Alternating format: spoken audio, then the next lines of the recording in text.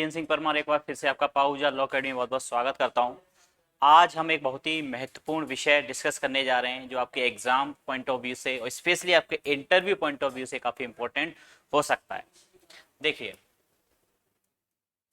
Curative petition या हिंदी में जिसे बोलते हैं उपचारात्मक याचिका, ये वर्ड आपने सुना होगा। इसका मतलब क्या होता है, इसका अर्थ क्या होता है, सबसे पहले ये समझते हैं।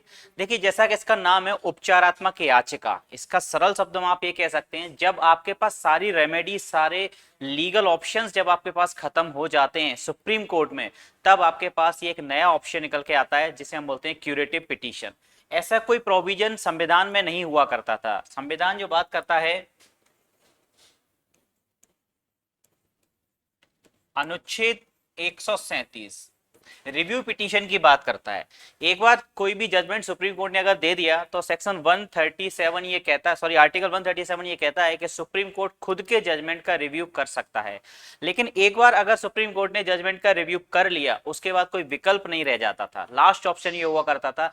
लेकिन कई बार ऐसा होता था कि ऐसा हो सकता है कि नेचुरल जस्टिस का कहीं वायलेशन तो नहीं हुआ है, तो इसको देखने के लिए रूपा अशोक हुर्रा बनाम अशोक हुर्रा, जी हाँ, केस लॉ का नाम याद रखिए, बहुत इंपॉर्टेंट केस लॉ है। रूपा अशोक हुर्रा बनाम अशोक हुर्रा 2002 में ये नया कॉन्सेप्ट इजाद किया गया जिसे क्यूरेटिव पिटीशन या उपचारात्मक याचिका कहते हैं। अर्थात सारे विकल्प खत्म होने के बाद में एक बार फिर से अपने जजमेंट पर पुनर्विचार करने का ये अधिकार सुप्रीम कोर्ट को दिया गया है इस याचिका के द्वारा।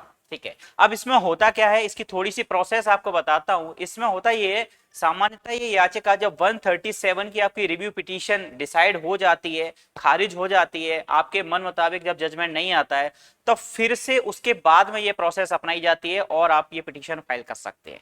कहां जाती है ये, तो सीनियर मोस्ट जजेस, सुप्रीम कोर्ट के 3 सीनियर मोस्ट जजेस और जिसने आपकी रिव्यू पिटीशन को सुना है 137 वाली को, वहां पर ये जाती है। फिर वो जज डिसाइड करते हैं कि यदि उन्हें ऐसा लगता है कि भाई ये सुनवाई योग्य है, तो फिर जो भी जिसने फाइनली उसको डिसाइड किया था वहां पर फिर से इसको सुनने के लिए भेज दिया जाता है। Thank you so much.